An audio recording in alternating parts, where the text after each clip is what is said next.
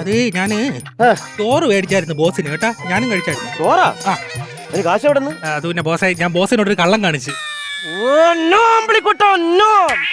വഞ്ചനയോട് ഞാൻ പൊറുക്കും. അത് നിങ്ങളെ ഭാര്യ സമ്മതിക്കുവോ? എന്തിന്? കാഞ്ചനയോടെ പൊറുക്കായി. എടാ, വഞ്ചനയോട് ഞാൻ പൊറുക്കും, പക്ഷെ കള്ളം അത് ഞാൻ പൊറുക്കില്ല. പറ, എന്ത് കള്ളത്തരമാണ് നീ എന്നോട് കാണിച്ചത്? പറ.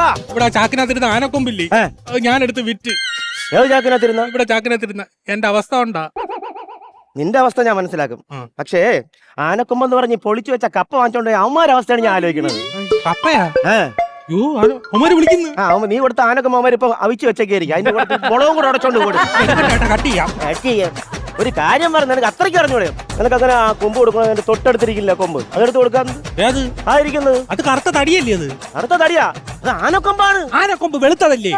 സുഹൃത്തേ, പുഴുപ്പല്ലോ ഒന്ന് ആനയുടെ കൊമ്പ് അങ്ങനെ ഇരിക്കുള്ളൂ.